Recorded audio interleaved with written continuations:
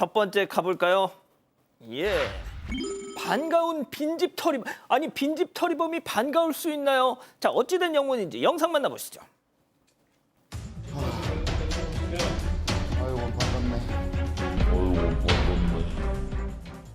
자, 경찰이 반가워하는 주인공 바로 저 남자입니다. 자, 주변을 두리번 살피더니 자, 바로 그때 차차차 난간 밟고 집안을 들여다보죠. 자, 잠시 뒤에 옆쪽으로 슬금슬금 저렇게 난간 타고 건물 옆으로 자, 이번에도 아이고 창문 안쪽을 살피는데요.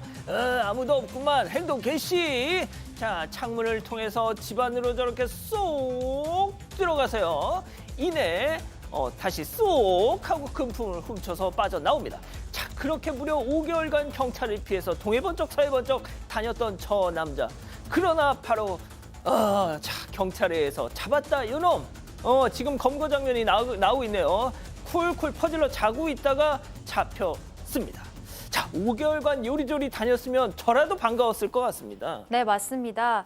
어느 조용한 주택가에서 벌어진 일인데요. 한가로운 오후에 한 남성이 계단에 서서 한참을 두리번거리더니 난간을 밟고 건물 주변 이곳저곳을 돌아다니면서 창문을 통해서 집 안을 들여다봅니다. 집안에 아무도 없는 걸 확인한 후에 창문을 통해서 집안에 들어가서 금품을 훔쳤는데요. 딱 봐도 이게 한두 번 한 솜씨가 아니에요. 그러니까요. 5달 동안 인천, 강릉, 울진 전국을 돌면서 빈집을 털어온 범인이었습니다. 피해 금액만 현금 830만 원, 미화 1,100달러, 금 900만 원의 상품권도 있습니다. 다 해서 총 1,930만 원 상당이었습니다. 자, 서울, 대전, 대구, 부산 찍고 그야말로 전국 팔도를 돌았습니다. 강릉 울진 찍고 갔는데 5달 동안 계속 도망 다녔습니다. 결국 경찰이 계속 추적을 했는데 전남에 있는 한 모텔에서 이 사람을 발견을 했고요. 오호. 실제로 자고 있는 쿨쿨 자고 있는 이 절도범을 검거를 하는데 영상에서 봤다시피 반갑다 반가워. 왜냐하면 5달 동안 쫓아다니다 보니까 그런 말이 좀 나왔던 것 같습니다. 그러니까요. 절도죄가 되고요, 당연히 이 사람 검찰에 사건이 송치됐습니다. 예, 좋습니다. 고생하셨습니다. 자, 다음 이어가죠. 전화하는 척 힐끔입니다. 자, 제보 영상 함께 보시죠. 자, 한 남성 이른 아침 우산을 쓰고 뚜벅뚜벅 저렇게 통화하면서 주차장 쪽으로 향하죠. 자, 그런데 말이죠. 정작 안으로 들어가진 않고 건물 옆에서만 왔다 갔다 계속 통화하는 척만 저렇게. 자, 그러더니 바로 그때 갑자기 후다다다다다다다다닥 냅다 주랭랑을 치는 저 남성. 귀신이라도 봤던 걸까요? 무슨 일이었는지 얘기 듣고 가시죠. 갔는데 여기서 전문 매체가 왔다 갔다 하길래 하고 주먹을 봤는데 그래서 이제 여기 얼굴이 바로 있어서 저랑 눈을 마주치는 상황이 있었어요. 그래서 제가 막 누구야 이렇게 소리치는데 이렇게 도망가는 그 영상이 하나 있어요. 아유, 세상에 한심한 인간. 남들 다 출근 준비할 시간에 저런 거 훔쳐보기나 하고. 아이고. 네, 제보자가 살고 있는 이곳은 서울 용산구의 한 빌라입니다. 지난 4일 아침 7시쯤에 출근을 하기 위해서 샤워를 하고 있었는데요. 제보자 집이 1층인데 갑자기 창문 너머에 검은 물체가 이렇게 스쳐 지나가는 겁니다. 너무 깜짝 놀라서 확인을 하려고 가까이 다가가서 봤더니 창문 앞에 모르는 남성이 있었대요. 그 사람이랑 눈이 탁 마주친 겁니다. 당시 제보자는 아무것도 걸치지 않은 상태였대요. 곧바로 비명을 질렀고 남성이 바로 주랭랑을 쳤습니다. 경찰에 신고를 하고 옆 건물 CCTV를 확인했는데요.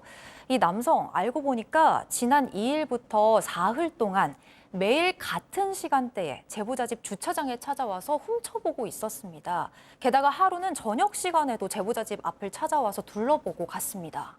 양 변호사님, 그나저나 저 때가 아침 7시잖아요. 샤워하는 걸 어떻게 알고 또 그 시간에 딱 맞춰서 왔을까? 아무래도 뭔가 작정을 하고 온 것 같지 않습니까? 지금 이 피해 상황을 입으신 분은 이웃 주민들이 협조로 인해서 이 남자가 어디 사는지 대충 짐작을 하고 있는 상황이라고 합니다. 오. 근데 이게 자동차 블랙박스에 의해서 영상으로 특정을 했고요. 문제가 아까 용산구에 있다고 그랬잖아요. 예. 대통령실 근처라서 대통령실 보안상의 이유로 주변의 CCTV를 경찰이 확보하기가 어려운 상황이라고 합니다. 그래서 좀 수사가 어렵다라고 하는데 뭔가 계획적인 어떤 것으로 보이는 이유가 저 CCTV를 봐도 매월 3일 동안 찾아왔다 그러는데 평소에는 저 공간에 이 남편분의 차량이 주차돼 있어서 저기를 올 수가 없답니다. 들어올 수가 없대요. 근데 하필 이번 주에 출장 간 거를 알고 지금 노린 거예요. 야. 그래서 지금 피해자 같은 경우는 아무래도 이 계획적인 범죄 같다라고 말씀을 하고 계시고 정말 극심한 스트레스와 공포로 하루하루를 보내고 계시다고 합니다. 아, 진짜 좋습니다. 예, 다음 이어가죠. 노 내려옵니다. 자, 충격적인 반전이 있는 상황 제보 영상 만나보시죠. 자, 이곳은 달리는 시내버스 아닙니다. 아, 정말 해도 해도 끝이 없는 저 민폐족들. 사건 반장도 안 보나요? 빨리 종내. 이거 뭐야? 눈에 포착된 휴대폰 속 화면 실오라기 한 장 걸치지 않은 남녀가 등장한 음란 동영상입니다. 버스 안에서, 그것도 대낮에 마치 남들에게 자랑이라도 하듯 저렇게 족까지 올리고 말이죠. 교수님, 네. 왜 저래 진짜. 너무너무 불편한 상황입니다. 그러니까 경기도 부천에서 양주 방면으로 가는 광역버스에서 있었던 일인데요.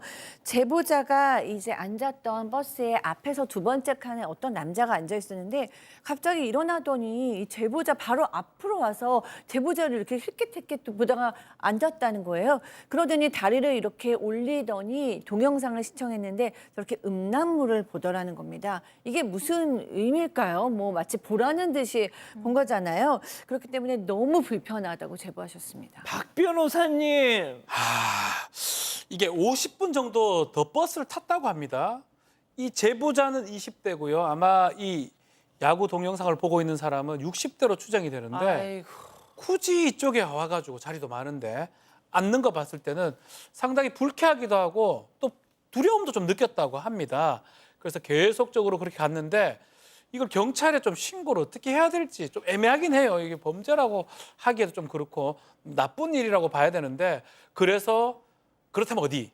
사건 반장에 제보를 했다고 합니다. 조가 아니고요. 여기는 영상 보는 거, 너 자체 내려라. 이게 주제입니다. 예, 제보자께서 제가 이제 오프닝에 항상 전해드리는 그런 걸로 딱 하려고 발을 찍으려고 했는데 딱 봤더니 저 짓을 하고 있더라. 그래서 이렇게 또 연락을 주셨습니다. 자, 마지막 사연으로 가보죠. 같은 여자라도 이건 좀. 자, 집단 지성의 판단을 받아보고 싶으시다면서 제보해 주신 사연 함께 들어보시죠. 안녕하세요. 저는 평범한 30대 초반의 직장인 여성입니다. 직장을 옮긴 지 1년이 채 안 됐는데요. 하루는 점심을 먹고 팀원들과 탕비실에서 다 같이 대화를 나누고 있었습니다.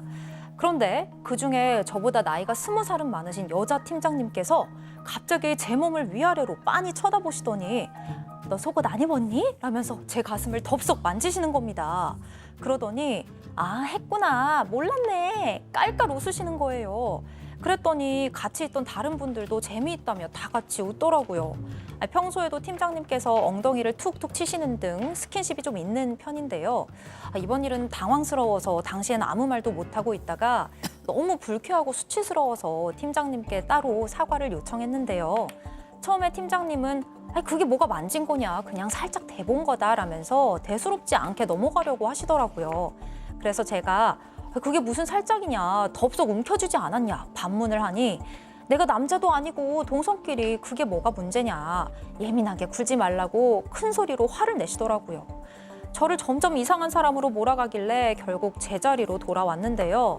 그 이후로 오히려 제가 팀장님의 눈치를 보는 상황입니다. 아니, 아무리 동성이라도 남의 신체에 함부로 손대는 게 맞는 건가요? 자, 따지고 말고 할 게 있을까마는 그래도 달려봅니다. 기다리고 기다리셨던 부처 핸즈업 타임. 6천여 분의 우리 가족 여러분들 채팅창에 OX로 함께 참여해보시죠. 먼저 팀장입니다. 어머머머, 김하은 씨 당황스럽다. 이 사람을 벼랑간 성추행 상사로 만드네. 아니, 내가 남자야? 자기 여자 목욕탕 그렇게 예민해서 어떻게 가니? 수치스러워서. 나는 말이야, 팀원들 복장에 대한 관리 권한이 있어요. 난 안 한 줄 알았지? 그래서 직접 확인해봤다. 어쩔래? 하여간 요즘 애들 왜 이렇게 예민하니? 짜증 지대로다, 동그라미. 그렇습니다. 사연자 팀원이에요, 이제. 뭐라고요? 박사희 팀장님, 동성이든 이성이든 남의 몸에 손대는 거 다 부적절한 거예요. 목욕탕 가서 새 신사한테 떼밀어 달라는 거하고 이게 같은 거예요. 그리고 제가 속옷을 입든 안 입든 그게 팀장님하고 무슨 상관이야. 왜 함부로 만져요? 한 번만 더 그러시면 신고할 거야, X. 양 변호사님, 아 진짜. 그 팀장님이 그 사회상식이 부족하셔서 너무 부족하신 것 같은데요. 저건 부적절한 게 아니고요. 불법이 맞습니다. 신고하면 진짜 큰일 납니다. 지금이라도 혹시라도 이 방송 보시면요.